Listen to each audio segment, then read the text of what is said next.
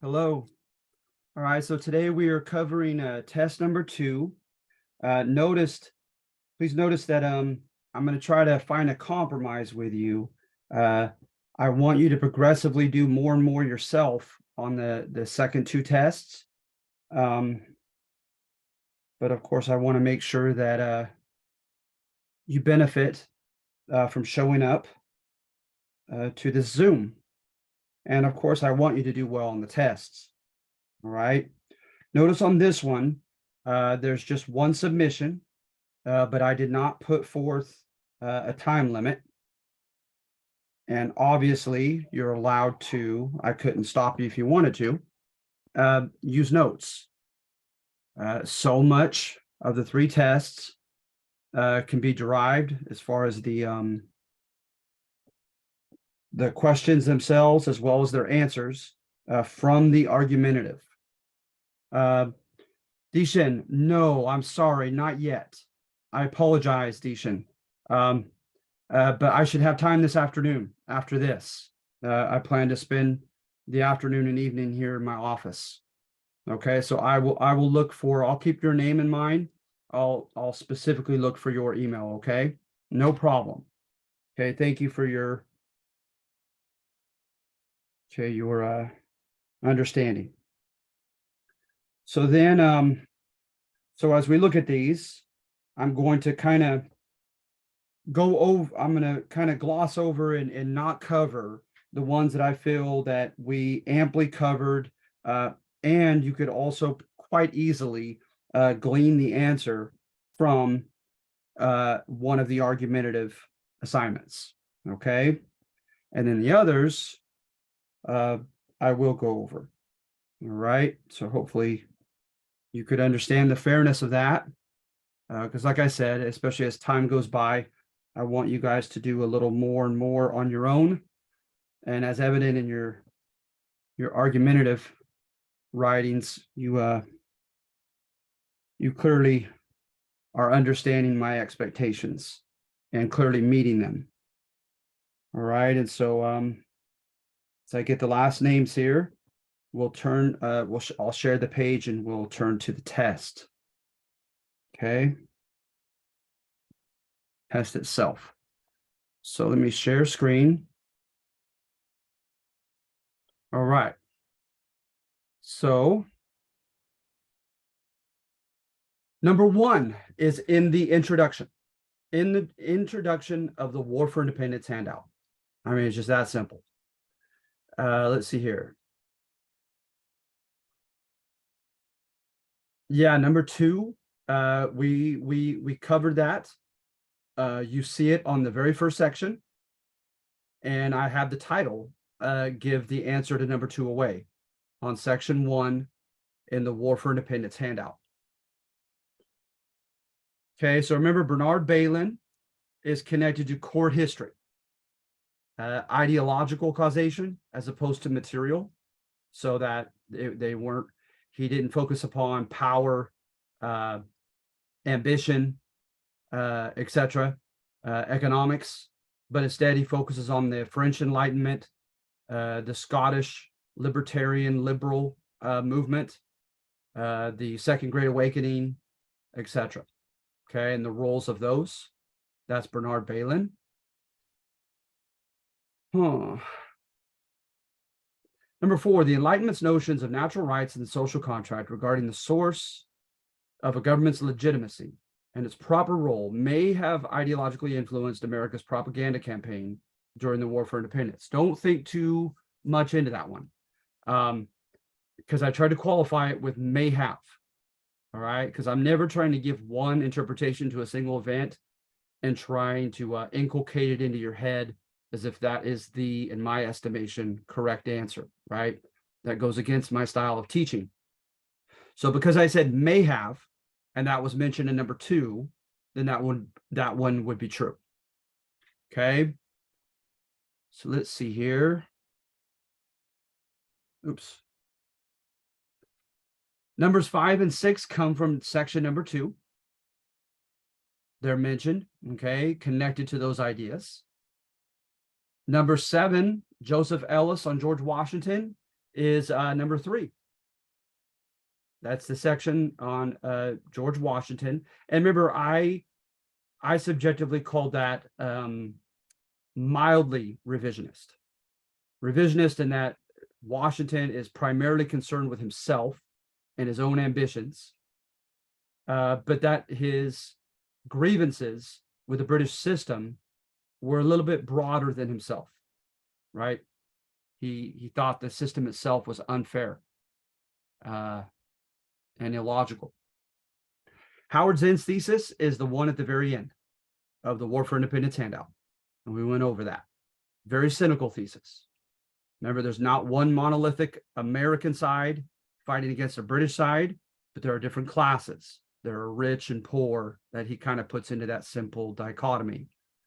And remember, he makes villains of the American colonial rich, saying they had their own agenda. Okay, so between what I just said and reading the last section on the War for Independence handout, that one should be pretty easy. Number 9 is a textbook we don't have, so clearly I'll give you that one. Alan Brinkley in the textbook cynically adheres to Howard Zinn's thesis. No, that's false. All right, most textbooks will not be that opinionated. They won't take that strong of an interpretation on an event because they're afraid of alienating, in this case, conservative history instructors. They're more middle of the road. Just FYI, Alan Brinkley's chapter on the War for Independence in his textbook adheres to the salutary neglect thesis. Okay. So let's see here. And numbers 10 and number 11, I tried to capture the thesis of number 1 and section number 2 on the failure of the Articles of Confederation. Also, I called the assignment Turning to a Republic, right? Because we're going to end up turning to a republic because of the alleged failures of the Confederation that we tried at first.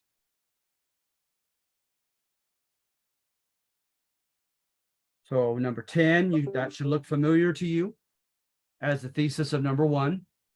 And number 11 should look familiar to you as the thesis of number 2. Remember, Pauline Myers' thesis on the ratification of the Constitution was pretty cynical against the Founding Fathers, that they had to put pressure. They had to feel pressure from the people of their generation to employ liberal and enlightened elements to the Constitution, or more of such. But number 12, this is in number 1 of the Articles of Confederation handout, but it's mentioned very quickly. So I'm willing to go over that one. During and just after the War for Independence, state-level governments established conservative institutions and practices for fear of the revolutionary consequences of following enlightened principles to their logical conclusions. That is false. And you could have gleaned that from number 1 of that same assignment, right? Where I kind of say that they were almost in an enlightened mode or mood, if you will, during and just after the War for Independence, the states, that is. With number 13, I don't believe I have it written down, but I should have mentioned it when you did the unique Constitution assignment, when you put things into 3 categories. I should have made it clear that it is the option that you see here as C. We have a constitutional federal republic. That's technically the type of government we have. Number 14 also, I'm okay with going over because I covered it more in lecture than I did in written form. The Founding Fathers, as Adam Smith called for, created a laissez-faire capitalist system with no government intervention. No way. That's false. And you could have gleaned that from number 1 of the early Republic handout. Remember everything that Secretary of Treasury Alexander Hamilton did to get involved in the economy? Clearly, we were not laissez-faire.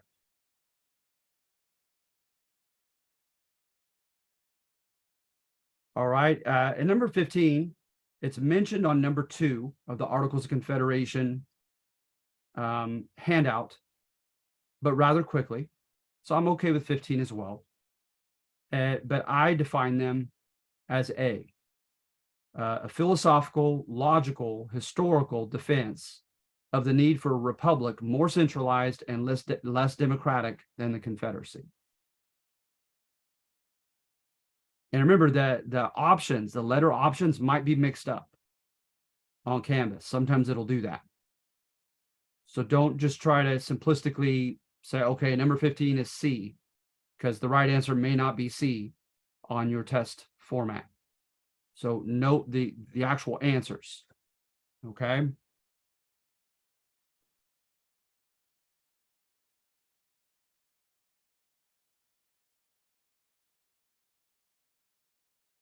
Number 16 is, again, you should be able to get by inference, but because it's not overtly, able to be read, I'm okay with giving it as well.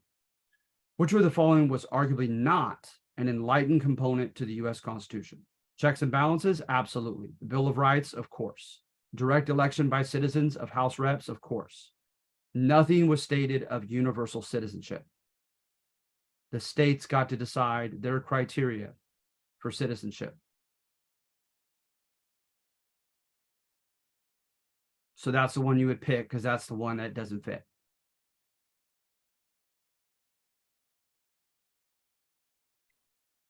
It was 17. Remember, anything that is conservative, it's arguably undemocratic. It's arguably highly centralized in the central authorities. There's not much accountability. There's not much transparency.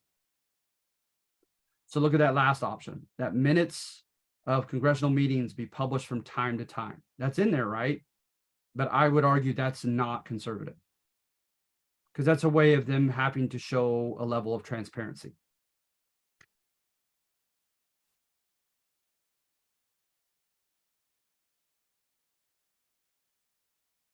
Right. And number 18, I spoke of.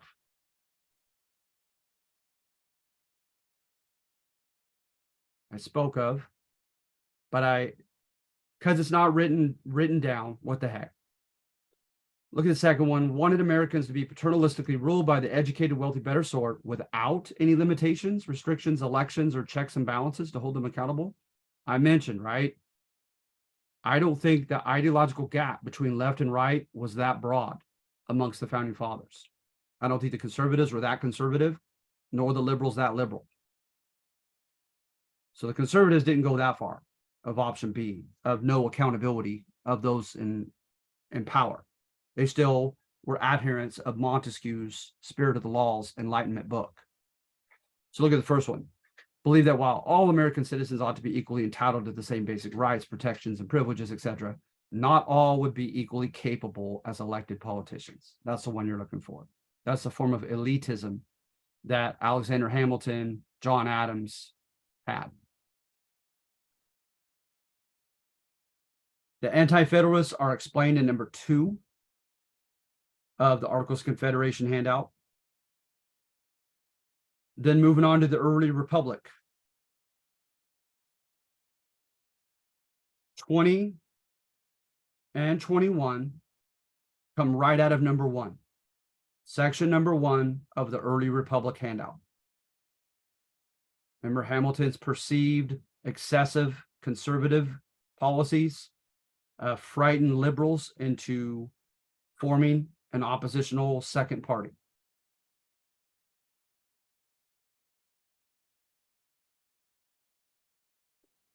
And I'm not going to get into all those details in 22, but I mentioned all of them except Jay's treaty in the Zoom video.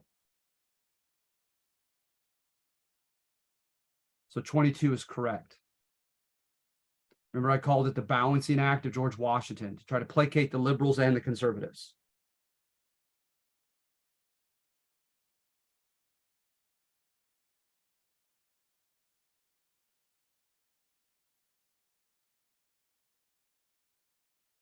And then I also mentioned 23. And you should know that 23 is correct as well in placating the liberals.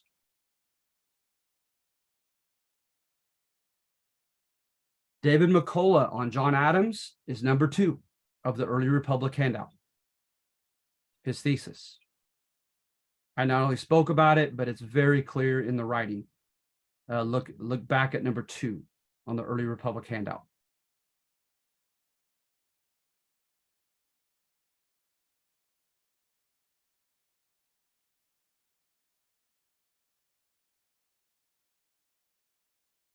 And 25, I did contend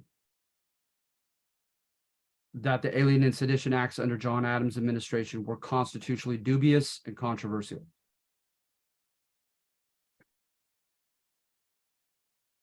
Remember the Alien Act, Congress gave its right over immigration and naturalization to the president to deport radical French immigrants.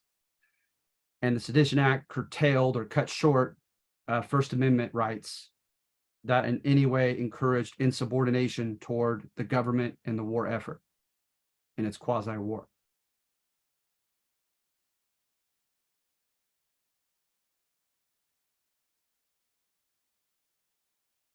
Hofstadter, that's the one where I write in the first person, pretending to be Jefferson, and the issues with mom and dad.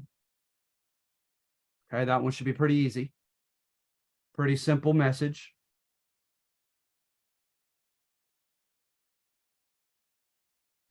And then I went in detail over all of 27.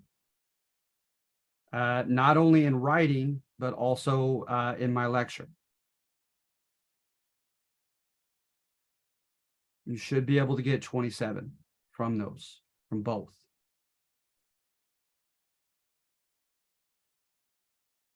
Number 28, according to the textbook, President Thomas Jefferson was surprisingly bipartisan in his appointments. No, that's false. That's one more contradiction of this man. He spoke about the open arena, the open market of ideas, free market of ideas. Let people from all divergent worldviews, etc., engage in debate, dialogue, discourse, and the truth will find itself accepted by the majority of people who will eventually discern the truth from falsehood. But they all ought to be free to openly compete. But he didn't do it. One more contradiction of his presidency. He didn't practice that when he chose his cabinet.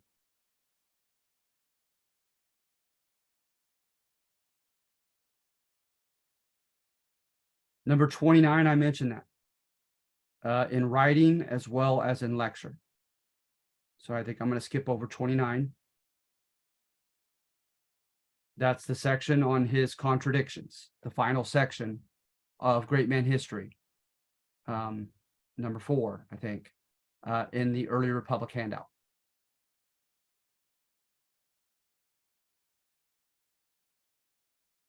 Number 30, I may not have given all of that in the very first part. Jefferson sadly expressed belief in essentialist, racist stereotypes of African Americans, and he privately and publicly refused to take a stand concerning his love affair with Sally Hemings. You should recall from reading and lecture the last part, but sadly the first part is true as well. You see, like Benjamin Franklin, he believed in the innate intelligence and the innate capacity of Native Americans.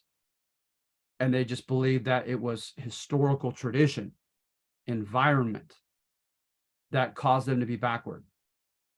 So when you believe someone is backward by nurture rather than nature, you can make up for lost time, right? And you could, quote, civilize them. But if you believe people are backward and lacking certain human capacities from birth, that's much worse. And that's sadly what he did with African Americans.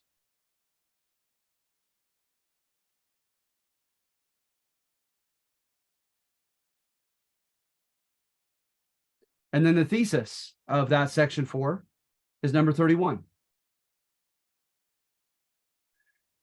Remember, I mentioned Alan Brinkley did not say that Thomas Jefferson grew more conservative with age. He does not contend that power went to his head. He does not contend, as some historians also, that he made a deal with the House of Representatives for them to choose him as president when it came down to a lack of majority electoral points in his presidential election. But recall that I stated in writing and orally, verbally, that he might contend that, hey, I know what I wrote in Notes on the State of Virginia and where I stand on issues, but it's completely different. You can no longer be an idealist when you become practically involved in running a republic. It becomes too complex, too tough, too many variables. You have to just pragmatically do what makes sense in that given moment.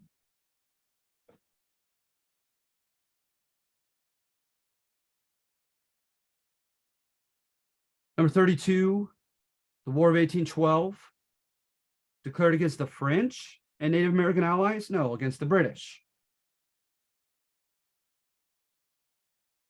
From that video, you should definitely know number 33.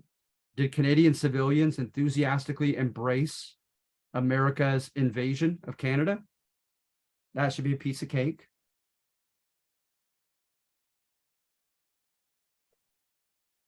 Number 34, according to the War of 1812 video, many Ohio Valley Americans chose to join the Red Sticks against the United States on account of white settlers' intrusions and illegitimate American treaties in which some Native Americans leaders sold others lands. All that is true.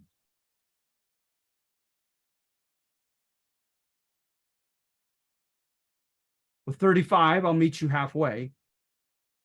According to the video, if there was a major campaign against the Creek, as should have been mentioned for quite some time in that video, they fought the Creek in the South. So all that ugliness with the Creek was in the South. So that should give you the answer for 35.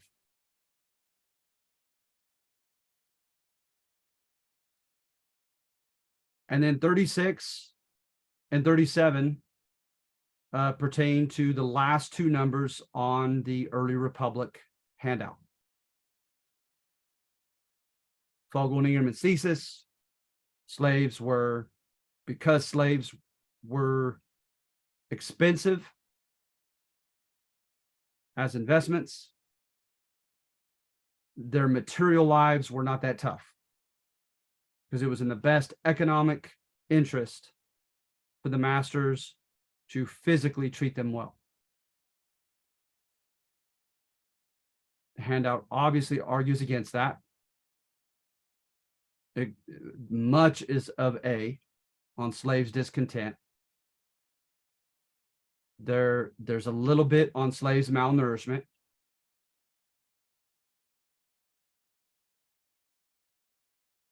It's also mentioned that masters went to great lengths to protect themselves because they were constantly afraid of a slave uprising.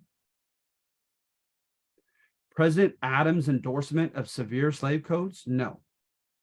That one's wrong on many levels. President John Adams was an abolitionist. He wouldn't have signed that. But there was nothing for the president to sign. Slave codes were part of the sovereignty in our federal system of states and the federal level sharing powers. Those were the prerogative of the states.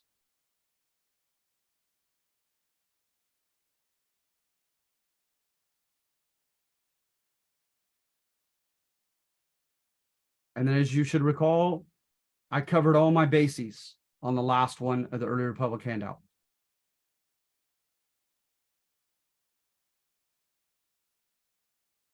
For some slaves, religion was somewhat of a Vicodin pill that eased their pain.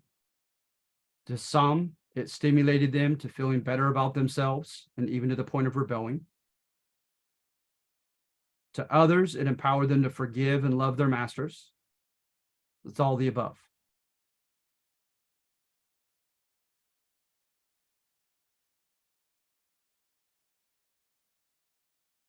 Number 38, the framers of the Constitution endorsed slavery via the contract clause, the fugitive slave clause, and by sharing power with the states. All those, that is all true.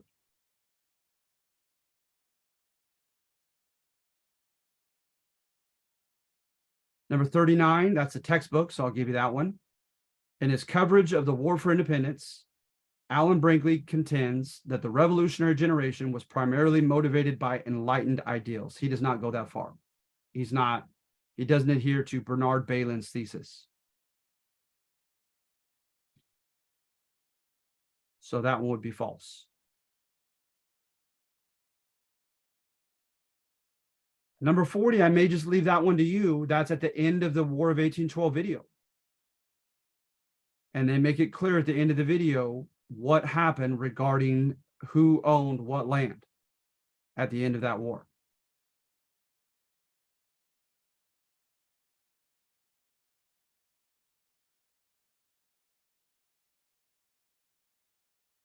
All right, so are there any questions?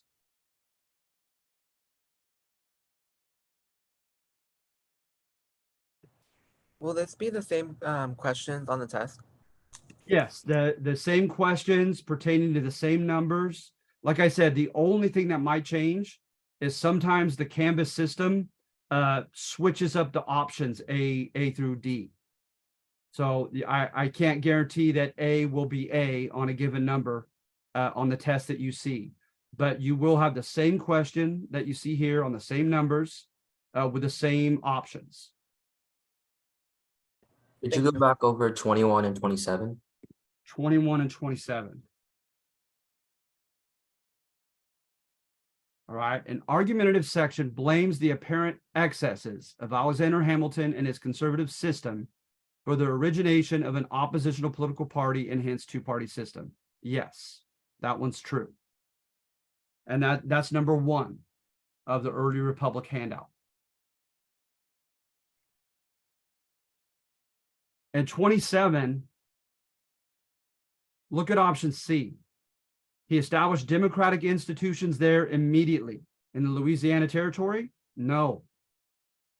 I have that in writing to be false, and I lectured that to show that false. That was one of his many, many ironies. Is remember, he didn't trust the demographics that were inhabiting the Louisiana Territory at the time of his purchase. So he did not entrust them with democratic government.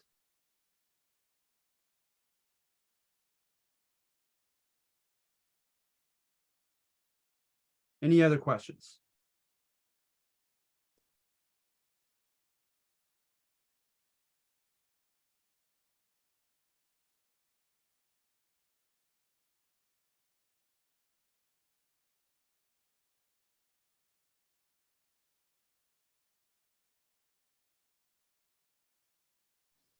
Actually, yes. What did you say number 1 was?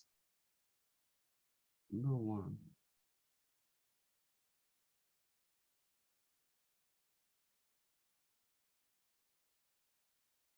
So context for the War for Independence, it's in the introduction. A population boom and dispersion is mentioned. Unclearness or ambiguity about their legal status as English colonized people was also mentioned. And historical events like the French and Indian War were mentioned. But I mentioned the opposite of C. I mentioned that the British went out of their way to try to placate the Native American tribes. They knew how numerous they were. They knew how they had just fought the French and Indian War to gain sovereignty over that land, much of that land being claimed and inhabited by Native Americans. They were not in a hurry to get into another big war with Native American tribes. So they tried to placate the Native Americans by kicking settlers off of some of their lands, which angered the colonists. But you see on option C, I claim it's the opposite. So that it makes that wrong.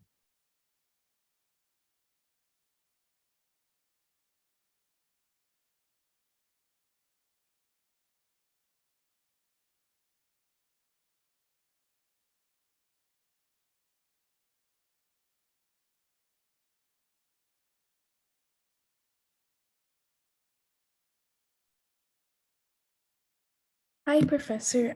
Could you go over number 35, please? 35.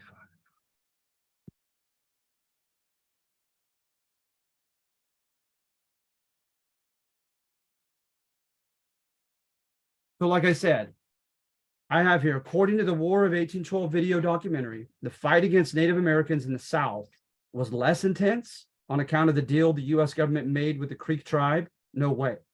It was, if anything, it was more intense than the Ohio Valley. And it's evident at the end of the war how much territory we take from the Creek tribe alone. Literally to incorporate the new states of Mississippi and Alabama. So yeah, 35 is definitely false.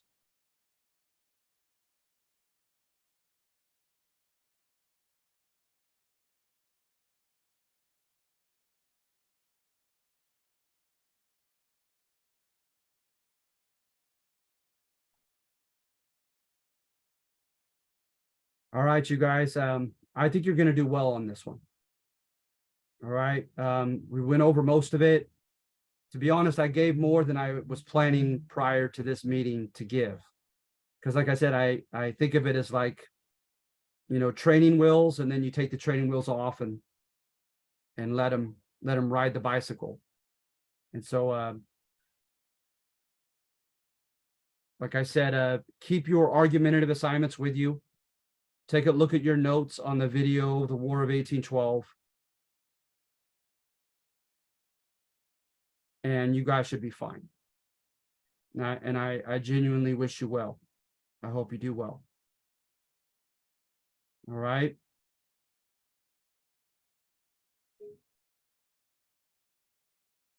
But I've been told by a student who was in the middle of a test and then had to leave for something and come back.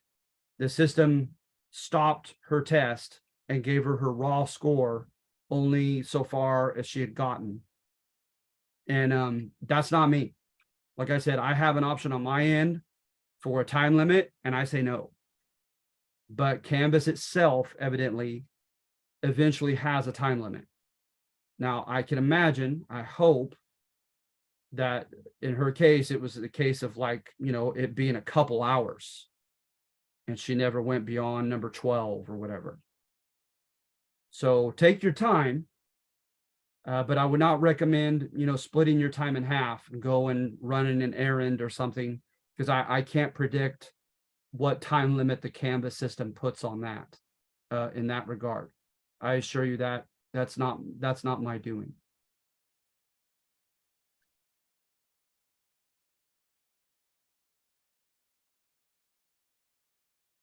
Okay.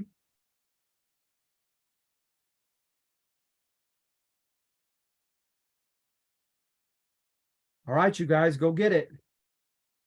Go kick that test butt. All right. So thank you for coming. I hope I made it worth your while. We went over quite a bit of it. All right. Like I said, more than I was planning to. So just read everything carefully. Remember that the options may not be the same as far as what constitutes A, B, and C, but the very questions on the very numbers with those exact options, all of that should be the same as what you just saw. All right.